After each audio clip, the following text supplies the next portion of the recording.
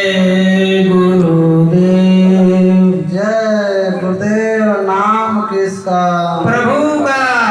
प्रभु का पावन नाम। जय गुरुदेव।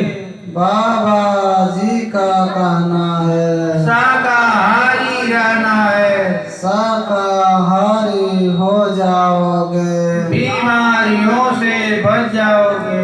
क्या खाने से हुए खराब, अंडा मछली मांस शराब, क्या खाने से होगी भलाई, साग सब्जी दूध मलाई। हाथ जोड़ कर बिना हमारे हो जाए सब शाकाहारी, बाबा जी की अर्जी है, आगे आपकी मर्जी है। जय गुरुदेव। जय गुरुदेव। शब्द स्वरूप में सर्वत्र विराजमान परम संत बाबा जय गुरुदेव जी महाराज, परम संत बाबा जय गुरुदेव जी महाराज के उत्तराधिकारी यानी आज के जो बगिया के रखवाले हैं, श्रद्धेय पूज्य महाराज के चरणों में कोटि कोटि नमन प्रणाम करते हुए यहाँ उपस्थित सभी सत्संगी धर्म प्रेमी भाई बहनों को सादर जय गुरुदेव।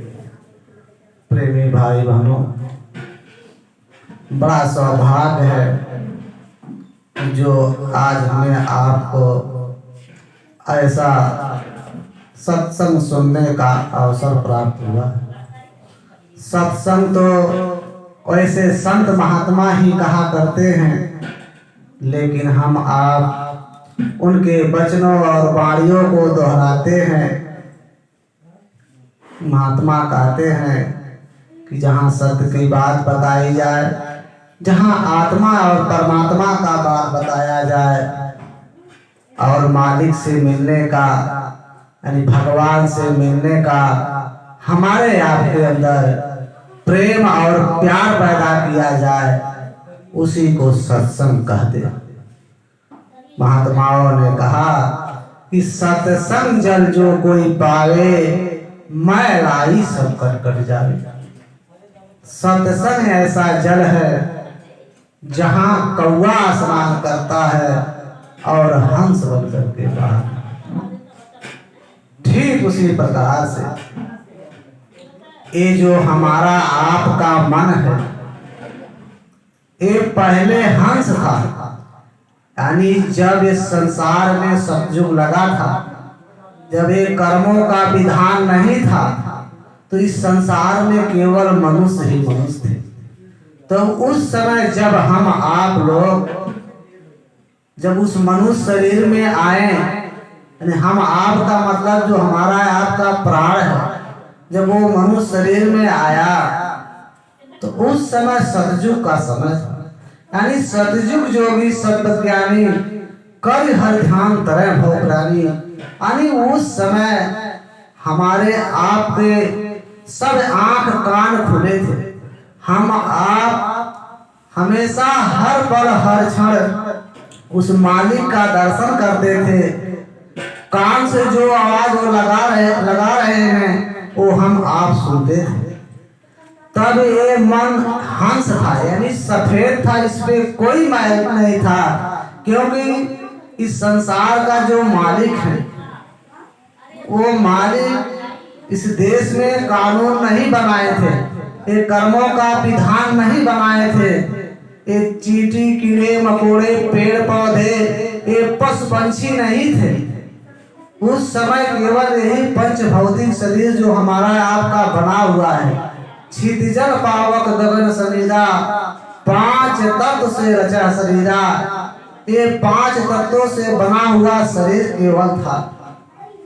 लेकिन जब ये जीव उस मालिक का दर्शन हर पल हर क्षण करता था, तो जिसका समय पूरा हो जाता था इस शरीर में, वो फिर अपने भगवान के पास चला जाता था जहां से आए थे। ऐसे कितने लोग चले गए, लेकिन जब भगवान काल इस देश का जो मालिक थे, उन्होंने देखा कि सब जीव यहाँ से चले जा रहे हैं, जो हमने खेल तमाशा बनाया है ये कैसे चलेगा।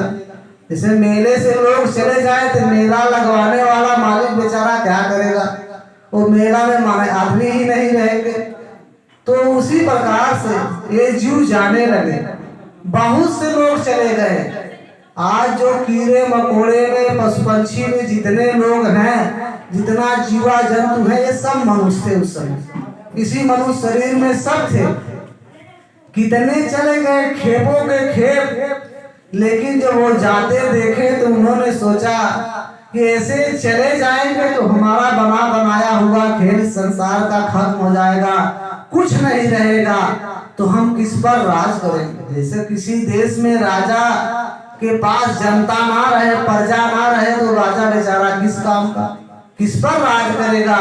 उसी प्रकार से काल भगवान ने सोचे कि ये सब जीव चले जाएंगे तो किस पर हम राज करेंगे। तब काल भगवान ने विधान बनाया। विधान क्या बनाए, उन्होंने 1 लाख श्लोक, काल भगवान ने निरंजन भगवान ने ऊपर से आवाज दी। अब कब दिए, उसके पहले उनके 3 लड़के जो ब्रह्मा विष्णु महेश, हम लोग शंकर को कहते हैं, ब्रह्मा को कहते हैं, विष्णु को कहते हैं, उन्होंने 3 लड़कों को पैदा किए और भेज दिए स्मृति लोक में कि जाओ वहां पर। और जब वो लोग नीचे आए तो घनघोर तपस्या करने लगे। तपस्या करे 20-20 हजार वर्ष तक। तब काल भगवान यानी ब्रह्मा विष्णु महेश के पिता जो निरंजन भगवान थे, तब उन्होंने ऊपर से आवाज लगाई। तो आवाज केवल ब्रह्मा जी को सुनाई दिया। जब ब्रह्मा जी को सुनाई दिया तो ब्रह्मा जी बोले, आप कौन हैं? तो कहे मैं तुम्हारा पिता हूँ। कहे भाई आप हैं कहाँ? कहे आप मुझे नहीं देख सकते हो, केवल मेरी आवाज को सुन सकते हो, जो मैं कह रहा हूँ उसी को लिख देना। और वो लिख करके ऋषियों मुनियों को द्वारा जितने मनुष्य शरीर में आए हुए जीव हैं उसको सब बता देना। वो आवाज लगाए तो 1 लाख श्लोक, 80,000 कर्म कांड, 16,000 उपासना कांड और 4,000 ज्ञान कांड, इतना उन्होंने आवाज लगाया। और लगा दिए, ब्रह्मा जी लिख दिए। और सब जो कर्म कांड 1 लाख श्लोक था इस मनुष्यों में सुना दिया। अब कहा दिए जो जैसा कर्म करेगा वैसा फल पाएगा, अच्छा करोगे तो अच्छा फल पाओगे, यानी स्वर्ग वैकुंठ में चले जाओगे, बुरा करोगे तो नरक चले जाओगे। उन्होंने सारा विधान बना दिया। और विधान जब लागू कर दिए तो जैसे ईमानदार लोग आदत ईमानदारी का पड़ जाए तो उसके आमने सामने कोई चीज पड़ा रहे उससे क्या मतलब है। तो वैसे जीव था उस समय, कर्मों का तो विधान बन गया था, लेकिन जीव गलती करे कहाँ। तो कुछ समय तक हम आप उस समय जब थे तो सुनाई दिखाई देता था, लेकिन जब पाप पुण्य का कर्मों का विधान बन गया तो कुछ ना कुछ हमें आपसे कर्म बन ही जाएगा, चाहे पाप बने चाहे पुण्य बने। तो कर्मों का विधान बन गया, उसी में हम आप अच्छे बुरे कर्म करते चले गए। आज जब वो अच्छा बुरा का कर्म, वो मन जब हंस रूपी था तो उसके ऊपर चिपकना शुरू हो गया, तो वही हंस काला कौवा हो गया, यानी काले के समान मैला हो गया। और जब मैला हो गया तो मन भगवान का दर्शन करना, जीवात्मा के साथ जाकर के वो भगवान का आवाज सुनना बंद हो गया। जब वो मन का आवाज बंद हो गया तब वो मन क्या करे, अब जाए तो कहाँ जाए। भाई जो भगवान का दर्शन हर पल हर क्षण करे कितना आनंद खुशी होता होगा। और भाई उसको यदि कोई कर्म से बिगड़ गया, भगवान का दर्शन करना बंद हो गया तो आदमी घबरा जाएगा, व्याकुल हो जाएगा कि हमें भगवान का दर्शन नहीं हो पा रहा। उसी प्रकार से मन व्याकुल हो गया कि भाई कैसे मिलेगा, क्योंकि वहाँ ऊपर मंडलों में बढ़िया से बढ़िया घर मकान, वहाँ अच्छे अच्छे ऐसे चीज है जो हम लोग कल्पना नहीं कर सकते, ऐसे वहाँ पर व्यवस्था है। ये तो हम लोग जिस देश में हैं तो व्यवस्था बनाते हैं, जैसे रात को लाइट शादी विवाह में जलवाते हैं तो कितना अच्छा लगता है, लेकिन ऊपर हर पल हर क्षण जलता रहता, तो वही आनंद वो लेता था। तो मन जब नीचे आया और जब वो उसको और चढ़ गया तो जाए तो कहाँ, ऊपर दिखाई सुनाई बंद हो गया। तो मन क्या किया, यही मन जीवात्मा जो मन था, यही जो हम आप टीका लगाते हैं, माताएं जहाँ विद्या लगाती हैं, ये प्राण यही रहता है, प्राण यही बैठा हुआ है, इस शरीर में नहीं है, प्राण यही है, ड्राइवर यानी मालिक यही बैठा हुआ है। तो उस समय मन भी यही था, तो इसी से ऊपर वो भ्रमण करता था, ये शरीर खाली ऐसे पड़ा। लेकिन जब मन को दर्शन करना बंद कर दिया तो यही जो 10वां द्वार कहते हैं, तीसरी नेत्र कहते हैं, अब मन आनंद नहीं पाया, बस यही से नीचे उतर गया। जीवात्मा तो बेचारी यहाँ बैठी है, लेकिन मन यहाँ से नीचे उतर गया। अब इसके नीचे 9 द्वार है, जो 9 ईंट का बना महल, यही 9 द्वार है। 10वां द्वार है। 9 द्वार का मतलब 2 आँख, 2 कान 4 हो गए, 2 नाक के स्वाद 6 हो गए, 1 मुख, 1 मल मूत्र का रास्ता, 6 3 9, यही 9 द्वार है। जब वो मन वहां से भागा तो यही 9 द्वारों पर वो आनंद लेना शुरू कर दिया।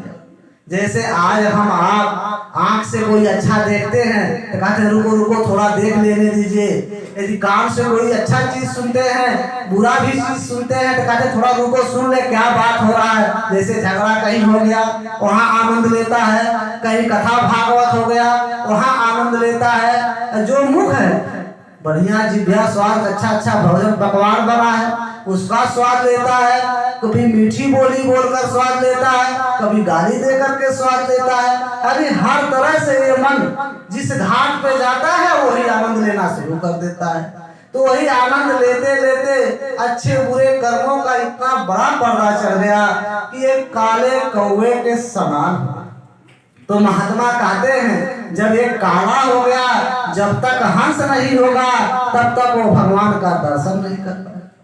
जैसे शरीर मैला होता है तो हम आप इस जल से सफाई कर लेते हैं, लेकिन वो मन अंतर में बैठा हुआ है, उसकी सफाई जो पानी से नहीं हो पाएगा, उसकी सफाई का केवल यही एक ही उपाय है जो महात्माओं ने बताया, सत्संग रूपी जल। यही सत्संग रूपी जल है। जब हम आप इस मन को इस सत्संग रूपी जल में नहलाएंगे धुलाएंगे तो काले कौवे से हंस के समान हो जाएगा।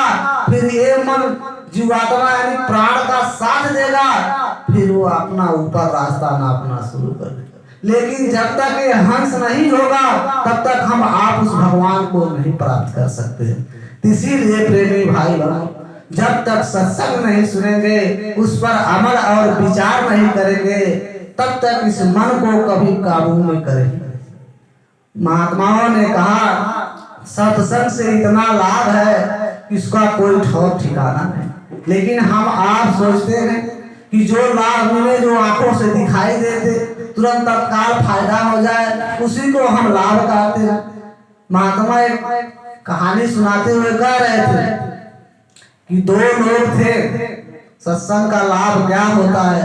2 दोस्त थे। एक दोस्त थोड़ा शराबी था, लेकिन एक दोस्त वो महात्मा के दरबार में आता जाता था। जाते थे अपने घर से दोनों साथ में, लेकिन आगे जा करके एक सत्संग में चला जाता था तो एक दारू मदिरा शराब पीने चला जाता था, और पी करके उधर से आता था, फिर घर पे मुलाकात होता। तो जब ऐसे चलता रहा तो एक दिन जो शराबी था उधर से आया तो रास्ते में उसको सोने का सिक्का मिल गया। अब वो सोने का सिक्का लेकर के आया तो बड़ा खुश हुआ कि मुझे तो सोने का सिक्का मिल गया। आज जो बेचारा सत्संग सुनने जाता था वो जब उधर से लौटा उसको कांटा गड़ गया, बढ़िया से गड़ गया। तो बेचारा वहां से परेशान होते होते अपने घर पे पहुंचा। वो तो खुशी के मारे डूबा था, ये बेचारा दुख के मारे डूबा था। आए दोनों से मुलाकात हुआ तो कहा क्या हुआ? कहा मुझे कांटा चुभ गया बड़ा जोर से, बड़ा दर्द हो रहा। कह देख तू सत्संग में जाता है